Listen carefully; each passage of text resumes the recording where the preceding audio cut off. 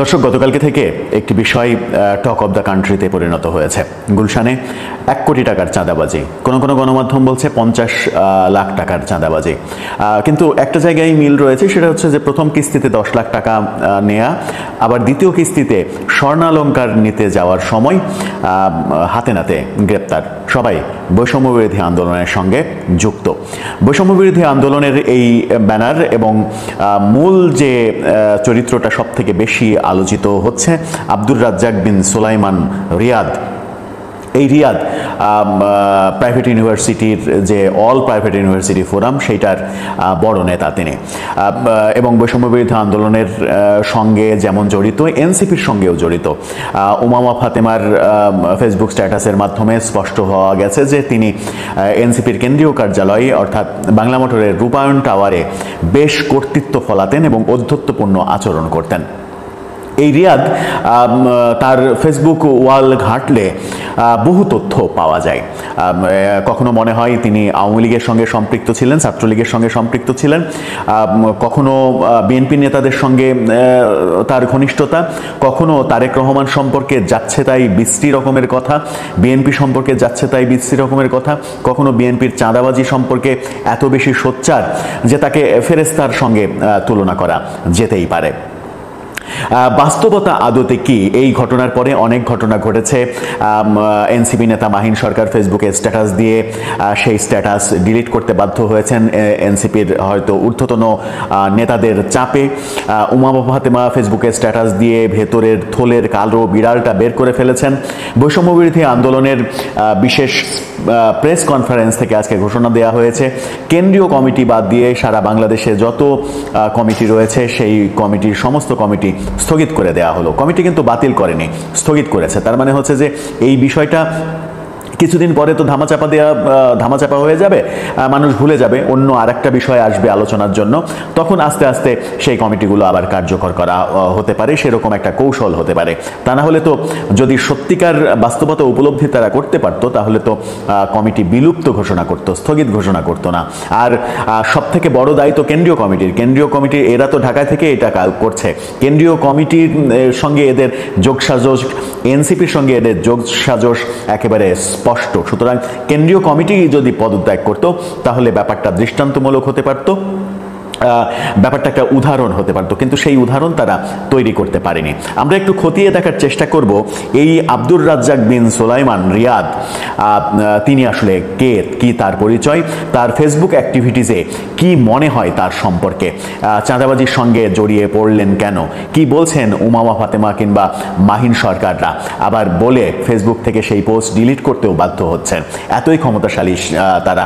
সর্বশেষ তথ্য জানা গেছে তাদেরকে কোর্টে হাজির করা হয়েছিল এবং কোর্ট থেকে 7 দিনের রিমান্ড মঞ্জুর করা হয়েছে।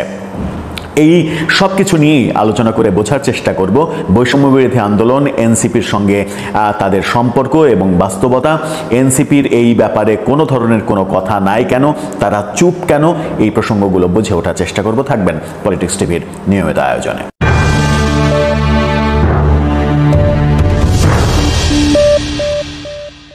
দর্শক, পলিটিক্স টিভি নিয়মিত ভিডিওগুলো স্পন্সর করছে প্রজাপতি.টিভি, নতুন ওটিটি প্ল্যাটফর্ম। আপনারা চাইলে ইউটিউবে, ফেসবুকে, ইনস্টাগ্রামে, টিকটকে দেখে নিতে পারেন। ডেসক্রিপশন বক্সে লিঙ্ক দেওয়া থাকবে, সেখান থেকেও আপনারা দেখে নিতে পারেন প্রজাপতির কার্যক্রম। চলে যাচ্ছি মূল ভিডিওতে। বলছিলাম আব্দুর রাজ্জাক বিন সুলাইমান রিয়াদ, তার ফেসবুকে একটু ঘুরে আসি চলুন। তার ফেসবুক ওয়ালে ঘুরে আসলে অনেক তথ্য পাওয়া যাবে। পাশাপাশি তিনি যে বেসরকারি প্রাইভেট ইউনিভার্সিটির নেতা, সেই প্রাইভেট ইউনিভার্সিটির যে ফেসবুক গ্রুপ, সেই গ্রুপ থেকে কি বলা হচ্ছে সেগুলোও বোঝার চেষ্টা করব। তার ফেসবুক ওয়াল ঘুরলে একটা পোস্ট খুব চমক জাগায়। সেটা হচ্ছে যে তিনি পোস্ট দিয়েছেন, তিনি স্বরাষ্ট্র মন্ত্রণালয়ের সরকারি কমিশনের সদস্য, ছাত্র প্রতিনিধি হিসেবে। সেখানে একটা পেজও তিনি সংযুক্ত করেছেন। সেই পেজে সেখানে তার নামটা দেখা যাচ্ছে স্পষ্টভাবে হলুদ মার্ক করা আছে। সেখানেই সেই পোস্টটা তিনি দিয়ে বোঝানোর চেষ্টা করছেন যে তিনি স্বরাষ্ট্র মন্ত্রণালয়ের যে কমিশন, ছাত্র প্রতিনিধি, সেই স্বরাষ্ট্র মন্ত্রণালয়ে তাকে নিয়োগ দেওয়া হয়েছে ছাত্র প্রতিনিধি হিসেবে। অর্থাৎ স্বরাষ্ট্র মন্ত্রণালয়ের এই ব্যাপারটাকে পুঁজি করেই তিনি ব্যবসা বেশ জমিয়ে তুলেছেন। দেখা যাচ্ছে তার ফেসবুকে নাহিদ ইসলামের সঙ্গে প্রচণ্ড ঘনিষ্ঠতা, তার একটা চিত্র আপনারা দেখে নিতে পারেন। এরপরে দেখা যাচ্ছে স্বরাষ্ট্র উপদেষ্টার সঙ্গে তার ছবি এবং হাস্যোজ্জ্বল অবস্থা। যে কথা বলছিলাম যে প্রাইভেট ইউনিভার্সিটি স্টুডেন্ট পালস যে গ্রুপ, সেই গ্রুপ থেকে যে পোস্টটা দেওয়া হয়েছে, সেই পোস্টটা যদি আমরা একটু বোঝার চেষ্টা করি যে কি বলতে চাইলো তারা, সেখান থেকে মানে মজাদার একটা স্ট্যাটাস দেওয়া হয়েছে। সেখানে লেখা হয়েছে যে খুব চিন্তিত ছিলাম ভাইকে নিয়ে, স্বৈরাচার বিরোধী প্রতিটা মুভমেন্টে সোচ্চার ছিলেন উনি, জুলাই আন্দোলনের সামনের সারির যোদ্ধা। যখন পাবলিক বিশ্ববিদ্যালয়ে বড় বড় কুতুবরা ভয়ে লুকিয়ে গিয়েছিল, তখন সমগ্র প্রাইভেট বিশ্ববিদ্যালয়কে জাগ্রত করে মাঠে নামানোর মাস্টার মাইন্ড উনি। সবাই জানেন জুলাই আন্দোলনে পুশআপ পেজটা কি ভূমিকা রেখেছিল। হ্যাঁ, উনি এই পুশআপের অন্যতম কোর অ্যাডমিন। স্বৈরাচারের কেল্লা 32 ভাঙতে যখন সবাই ভাবছিল যাবে কি যাবে না, তখন উনি দলবল নিয়ে সবার প্রথমে উপস্থিত হয়েছিলেন। অর্থাৎ 32 ভাঙার নেতৃত্ব সবার প্রথমে তিনি দিয়েছিলেন, সেটাও তারা ফাঁস করে দিয়েছে। তারপরে দেখা যাচ্ছে খুনি হাসিনার বিরুদ্ধে ট্রাইব্যুনালে যখন বাঘাবাগানে তারা সাক্ষী দিতে ভয় পাচ্ছিল, তখন উনি অভয় দিয়ে একদল প্রাইভেট ভার্সিটির ছেলেকে রাজি করান। আর এসব কাল হয়ে দাঁড়িয়েছে আমার প্রিয় ভাই আব্দুর রাজ্জাক বিন সোলাইমানের। মাত্র 10 লাখ টাকার অভিযোগ এনে ওনাকে গ্রেপ্তার করা হয়, মানে মাত্র 10 লাখ টাকার অভিযোগ এনে তাকে গ্রেপ্তার করা হয়। যেখানে সারা দেশে বিএনপি হাজার হাজার কোটি টাকা লুটপাট করেও কোনো শাস্তি হয় না, সেখানে মাত্র 10 লক্ষ টাকার জন্য একজনকে বলি দিল। কি হাস্যকর একটা স্ট্যাটাস। তারপরে লিখছে, জানি উত্তরপাড়ার প্রেসক্রিপশনে দেশ চলছে, থাকেন আপনারা উত্তরপাড়া আর আওয়ামী লীগের সাবেক এমপি সাম্মীদের নিয়ে আব্দুর রাজ্জাক ভাইরা হারিয়ে যাক।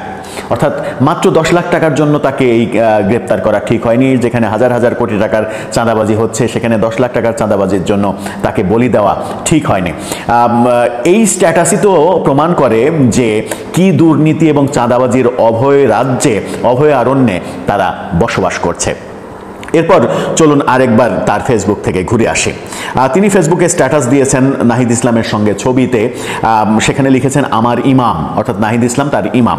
আব্দুর রাজ্জাক বিন সোলাইমান এই ছেলেটা বেশ মেধাবী, ইতিহাস সম্পর্কে তার বেশ ধারণা রয়েছে। ফেসবুক ঘাঁটতে গিয়ে এই ব্যাপারটা বেশ ভালো লেগেছে। যেমন আমাদের মহান মুক্তিযুদ্ধে জগৎজ্যোতি দাস, যাকে মুক্তিযুদ্ধ শেষের আগেই বীরশ্রেষ্ঠ খেতাব দেওয়া হয়েছিল, সেই গল্পটাও তিনি জানেন, সেই ইতিহাসের পাঠটাও তিনি জানেন। সেই ইতিহাসের পাঠটা নিয়ে তিনি ফেসবুকে স্ট্যাটাস দিয়েছেন, মুক্তিযুদ্ধে বীরশ্রেষ্ঠ 8 জন, যদিও 7 জন। জগৎজ্যোতি দাসকে প্রথমে মুক্তিযোদ্ধাদের অনুপ্রেরণা দেওয়ার জন্য বীরশ্রেষ্ঠ ঘোষণা করা হলেও মুক্তিযুদ্ধের পরে যখন সিদ্ধান্ত হয়, সম্মিলিত সিদ্ধান্ত হয় যে 7 জন বীরশ্রেষ্ঠ করা হবে, শুধুমাত্র সৈনিকদের মধ্য থেকে বেসামরিক কাউকে করা হবে না, তখন জগৎজ্যোতি দাস তার নাম বাদ পড়ে এবং তাকে বীর বিক্রম হিসেবে চিহ্নিত করা হয়, উপাধি দেয়া হয়। সেই ইতিহাসটা তুলে ধরে তিনি মাইলস্টোনের কর্মকাণ্ডে, মাইলস্টোনের বিমানের পাইলটকে রাষ্ট্রীয় মর্যাদা দেয়া হলো, কিন্তু যে শিক্ষিকা 20 জন শিশুর প্রাণ বাঁচিয়ে নিজে জীবন দিলেন, তাকে রাষ্ট্রীয় সম্মান দেয়া হলো না, বেসামরিক লোক হিসেবেই ট্রিট করা হলো মুক্তিযুদ্ধের মতো। সেরকম একটা খুবই হৃদয় জোড়ানো পোস্ট দিয়েছেন। তার মানে এই ছেলেটা প্রচণ্ড মেধাবী এবং আবেগীয় বটে। সেই দিক থেকে বিচার করলে একজন মেধাবী ছাত্রের, সত্যিকারের একজন মেধাবী ছাত্রের এইরকম অধঃপতন আসলে মেনে নেওয়ার মতো নয়। এরপরে তিনি কি করেছেন, শিক্ষা সচিবের 14 গোষ্ঠী উদ্ধার করেছেন একটা পোস্টে। শিক্ষা সচিব দুর্নীতিবাজ, তিনি এই করেছেন ওই করেছেন, সেরকম একটা পোস্ট দিয়েছেন। এরপরে এই পোস্টটা উচ্চারণ করা আমাদের পক্ষে খুব কঠিন, আপনারা শুধু পোস্টটা দেখে নেন। সেখানে লেখা হচ্ছে, আজ ক্লাস পরীক্ষা সব বর্জন করুন, শিক্ষা উপদেষ্টার গোষ্ঠী। তারপরে একটা আপনারা দেখে নিন, সেটা উচ্চারণ করার মতো নয়। এটাও আবার মেধাবী ছাত্রের ভাষা জ্ঞান, শব্দ জ্ঞান। তিনি যে বলছিলাম যে আওয়ামী লীগ করেন, আওয়ামী লীগের সঙ্গে তার সংশ্লিষ্টতা আছে, সেটা আবার তিনি নিজেই 2022 সালে তিনি বঙ্গবন্ধুর ছবির সামনে দাঁড়িয়ে একটি ছবি তুলে ফেসবুকে পোস্ট করেছিলেন। সেটা আবার এই সময়ে এসে রিপোস্ট করে মানুষকে ট্রল করছেন যে কেউ কেউ এই ছবি আমাকে ইনবক্সে দিয়ে আমাকে ছাতার লীগ বলে অভিহিত করার চেষ্টা করছে। কিন্তু এটা স্পষ্ট। তার ফেসবুকে বহু ছবি রয়েছে আওয়ামী নেতাদের সঙ্গে, আওয়ামী এবং মুক্তিযুদ্ধ জাদুঘরে, বঙ্গবন্ধু জাদুঘরে গিয়ে বঙ্গবন্ধুর বহু ছবির সঙ্গে সেলফি তুলে পোস্ট করা রয়েছে, যাতে মানে মনে না হওয়ার কোনো কারণ নেই যে তার ছাত্রলীগের সঙ্গে সংশ্লিষ্টতা ছিল। তিনি ওই পোস্টটা আবার করেছেন, যে পোস্টের কথা বলছিলাম, যে স্বরাষ্ট্র মন্ত্রণালয়ের সরকারি কমিশনে তাকে যুক্ত করা হয়েছে। সেই পোস্টটা নিয়ে তিনি লিখেছেন যে আব্দুর রাজ্জাক বিন সুলাইমান রিয়াদ, ছাত্র প্রতিনিধি, স্বরাষ্ট্র মন্ত্রণালয় সরকারি কর্ম কমিশন সদস্য, আয়োজন ও উদযাপন কমিটি, পাবলিক ইউনিভার্সিটির যে ফোরাম, সেটার সেই পোস্টটা দিয়েছেন। অর্থাৎ স্বরাষ্ট্র মন্ত্রণালয়ের সরকারি কমিশনে যে তাকে যুক্ত করা হয়েছে, এটা বিক্রি করেই তিনি মোটামুটি চাঁদাবাজির দৌরাত্ম্যটা তৈরি করেছিলেন। একটা পোস্টে তিনি লিখেছেন, চাঁদাবাজির অভিযোগে বিএনপির মহানগর উত্তর বিএনপির আহ্বায়কের পদ হারান সাইফুল ইসলাম নীরব। সেই নীরব আজকে চাঁদাবাজির বিরুদ্ধে বিক্ষোভ মিছিল করছেন। বিএনপিকে টার্গেট করে এই পোস্ট করেছেন। তারপরে আরেকটা পোস্ট করেছেন বিএনপিকে টার্গেট করে বৃষ্টি ভাষায়, বিদেশে বসে ভিডিও কলে বউ সামলানো যায় না, এদিকে আরেকজন দেশ সামলাচ্ছে। আরেকটা পোস্টে তিনি লিখেছেন, ডিসেম্বরে কিসের ভোট, বিএনপি তো অশ্লীল একটা শব্দ লিখেছেন, আপনারা পোস্টটা দেখেন। 1 2 3 4 তারেক জিয়ার তারপরে দুইটা শব্দ উচ্চারণের যোগ্য নয়। তারপরে তিনি লিখেছেন যে পাতার নাম পুদিনা, বিএনপি রে, বুঝে নেন কি লিখেছে। কোনো সভ্য সমাজে এই ধরনের স্লোগান চলতে পারে না বলে আবার ট্রলও করেছেন। মানে তারা এই যে স্লোগান দিচ্ছে বিএনপির নামে, বিশ্রী কুষ্টি, তার যে নেতৃত্ব অবস্থানে তিনি রয়েছেন সেটা ফেসবুক পোস্টে তিনি বুঝিয়ে দিয়েছেন। এবার তিনি আরেকটা পোস্ট দিয়েছেন, আগামীকালকের স্লোগান, খুনি ধর জেলে ভর, চাঁদা তুলে পল্টনে, চাঁদা যায় লন্ডনে, নৌকার ধানের শীষ, 2 সাপের একই বিষ, কে দিল রে জানোয়ার মানুষ মারার অধিকার, আমার ভাই কবরে, খুনি কেন বাহিরে, জিয়ার সৈনিক, চাঁদা তুলে দৈনিক। গুলশানে যেটা করেছেন তিনি, সেটা কি তাহলে? গুলশানেরটা না ধরা পড়েছে, যেগুলো ধরা খাননি এর আগে যত কর্মকাণ্ড করেছেন, প্রথম কর্মকাণ্ড করতে গিয়েই তো ধরা খাননি, অনেক করার পরেই তো, পাপ জমার পরেই তো এই কথাটা হয়েছে, অথচ তিনি বিএনপিকে চাঁদাবাজ বলছেন। এরপর তিনি তারেক জিয়াকে ব্যঙ্গ করে পোস্ট করেছেন, দেশ নেতা, চাঁদার 10% নিলে হত্যার দায়ও 10% নিতে হবে। নাহিদ ইসলামের ছবি শেয়ার দিয়ে, পোস্ট শেয়ার দিয়ে তিনি লিখেছেন, ওস্তাদ লাভ। তিনি রাফির সঙ্গে ছবি পোস্ট করে লিখেছেন যে স্নেহের রাফি সহ নিজ দায়িত্বে চেয়ারে বসে পড়লাম, আজ থেকে আমি দক্ষিণের মেয়র, রাফি উত্তরের মেয়র। অর্থাৎ নিজেকে মেয়র হিসেবেও ঘোষণা করেছেন। একটা পোস্ট সম্ভবত আমি ভুলে গেছি, যে পোস্টে তিনি দাবি করেছেন তিনি স্বরাষ্ট্র মন্ত্রণালয়ের সচিব, এরকম একটা পোস্টও তিনি দিয়েছিলেন।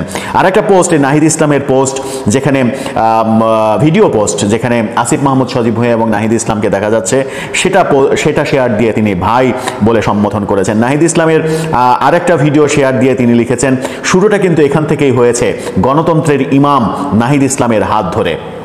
তিনি নাহিদ ইসলামকে কখনো আমার ইমাম, কখনো গণতন্ত্রের ইমাম এভাবে উদ্ধৃতি করেছেন, এবং নাহিদ ইসলাম হাসনাত আবদুল্লাহদের সঙ্গে তার যে সখ্যতা সেটা ফেসবুকে প্রমাণ করে। তার মানে কি এই চাঁদাবাজির যে কর্মকাণ্ড, সেই কর্মকাণ্ডের শক্তিটা তিনি এনসিপির শীর্ষ পর্যায় থেকে পেয়েছেন, এই প্রশ্নটা আসে। তারেক জিয়ার মানে বিদঘুটে একটা ব্যঙ্গ ছবি পোস্ট করে তিনি লিখেছেন, প্রথম শিশু মুক্তিযোদ্ধা তারেক রহমান। এই কর্মকাণ্ডগুলো তিনি ফেসবুকে করেছেন। নোংরা, এর চাইতে নোংরা আর হতে পারে না। আইএসপিআর থেকে যখন পরিষ্কার করা হলো যে জুলাই গণঅভ্যুত্থানের পরে 600-র বেশি আওয়ামী নেতা কিংবা সরকারি কর্মকর্তাদের বিভিন্নভাবে তারা আশ্রয় দিয়েছিল মানবিক কারণে, সেই লিস্টটা যখন তারা প্রকাশ করে, সেই লিস্ট বাংলাদেশ আর্মির সেই পোস্ট শেয়ার করে তিনি তাদেরকে গালি দিয়ে, মানে শুয়োরের বাচ্চারা করছে নাকি এরকম পোস্ট করেছেন। কি অধ্যত্বপূর্ণ কাজ! তিনি দুর্যোগ ব্যবস্থাপনা এবং ত্রাণ উপদেষ্টা ফারুকি আজম বীর বিক্রম, তার সঙ্গেও যে তার সখ্যতা, সেটাও তিনি ফেসবুকে পোস্ট দিয়ে জানিয়েছেন। ভয়াবহ একটা পোস্ট দেখেন, তিনি ফেসবুকে পোস্ট দিয়েছেন কালো ব্যানারে, পাকিস্তান লাভ, অর্থাৎ তিনি পাকিস্তানকে ভালোবাসেন। তার মানে সব কিছু পরিষ্কার হয়ে যায় এই একটি পোস্টে, যে তিনি পাকিস্তানকে ভালোবাসেন এবং পাকিস্তানপন্থী। নাহিদ ইসলামের আরেকটা পোস্ট শেয়ার দিয়ে তিনি লিখেছেন, ইমাম লাভ। নাহিদ ইসলামকে তিনি ইমাম মানেন। নাহিদ ইসলামের আরেকটা পোস্ট, মানে ছবি শেয়ার দিয়ে তার সঙ্গে মানে হাস্যোজ্জ্বল নাহিদ ইসলাম তার কাঁধে হাত দিয়ে আছে, সেখানে লিখেছেন, রোদ্দুর একসাথে যেতে চাই বহুদূর। জন্মদিনের শুভেচ্ছা জানিয়েছেন নাহিদ ইসলামকে আরেকটা পোস্টে। জামাতকেও নাড়তে কিন্তু তিনি পিছপা হননি। জামাতের আমিরের একটা ফটো কার্ড আসছে বছর রমজান শুরুর আগেই বাংলাদেশে জাতীয় নির্বাচন দেখতে চায়, এরকম মন্তব্যের প্রেক্ষিতে তিনি ট্রল করে পোস্ট দিয়েছেন মুরব্বি মুরব্বি উহু উহু। এরপরে তিনি পোস্ট করেছেন আবারও নাহিদ ইসলামের ছবি দিয়ে পোস্ট করেছেন আমার ইমাম। এই পোস্টগুলোর সঙ্গে আরো পোস্ট রয়েছে। তার একটা পোস্টে দেখা যাচ্ছে হাসনাত আব্দুল্লাহ তাকে জড়িয়ে ধরে বসে রয়েছেন। আর একটা পোস্টে দেখা যাচ্ছে তিনি একটা পোস্ট দিয়েছেন যেখানে তিনি বক্তব্য রাখছেন, রাজনীতি তারাই করুন যারা মানুষের সেবা করতে চান, নিজের জন্য কিছু করতে চাইলে ব্যবসা করুন, রাজনীতি নয়।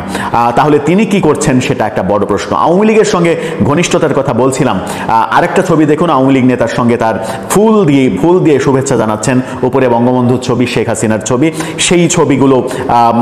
এছাড়া আরো অনেক ছবি রয়েছে বঙ্গবন্ধু স্মৃতি জাদুঘরে, মুক্তিযুদ্ধ জাদুঘরে বঙ্গবন্ধুর বহু ছবির সঙ্গে সেলফি তুলেছেন।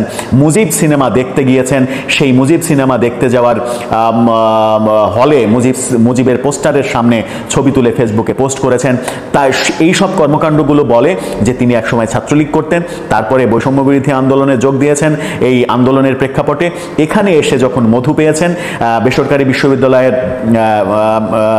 অল বেসরকারি ইউনিভার্সিটির নেতা হয়েছেন, তারপরে চাঁদাবাজি শুরু করেছেন এবং তার যে সখ্যতা নাহিদ ইসলাম হাসনাত আব্দুল্লাহদের সঙ্গে সখ্যতা, সেটা একেবারে ফেসবুকে স্পষ্ট হয়েছে।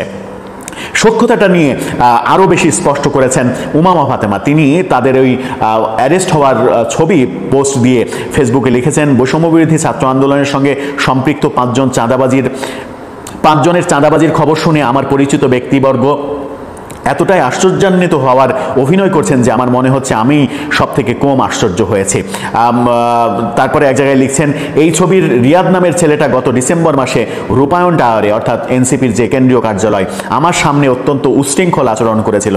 আমরা মেয়েরা তাকে থামানোর চেষ্টা করলে আমাদের ওপর পাল্টা চড়াও হয়। ওই ঘটনার পর ছেলেটার ব্যাপারে খোঁজ নিয়ে জানতে পারি ইতিমধ্যেই তার বিরুদ্ধে হুমকি, মারামারি ও চাঁদাবাজির অভিযোগ রয়েছে। অর্থাৎ উমামা ফাতেমা গত ডিসেম্বরেই টের পেয়েছেন যে সে চাঁদাবাজি করে, সেই কথাটা ফেসবুকে লিখেছেন। এদিকে মাহিন সরকার ফেসবুকে একটা পোস্ট দিয়েছিলেন যে এদেরকে রিমান্ডে নিয়ে এর পেছনের কুশীলবদের বের করে আনতে হবে, এটা খুবই জরুরি। এবং বৈষম্য বিরোধী এই প্ল্যাটফর্ম, এই ব্যানারের এখন আর দরকার নেই, এটা বিলুপ্ত করতে হবে। অনেক আগেই বলেছিলাম বিলুপ্ত করার কথা, কিন্তু এখন আরো বেশি বলছি এটা বিলুপ্ত করতে হবে। তিনি বলেছেন স্বরাষ্ট্র মন্ত্রণালয়ে তাকে কেন ঢোকানো হলো এই প্রশ্নও যখন করেছেন, তখন কিছুক্ষণ পরে এই পোস্টটা আবার তিনি ডিলিট করতে বাধ্য হয়েছেন। ডিলিট করে বলেছেন যে আমার ভুল ইনফরমেশন দেওয়ার জন্য আমি দুঃখিত, ক্ষমা চাচ্ছি।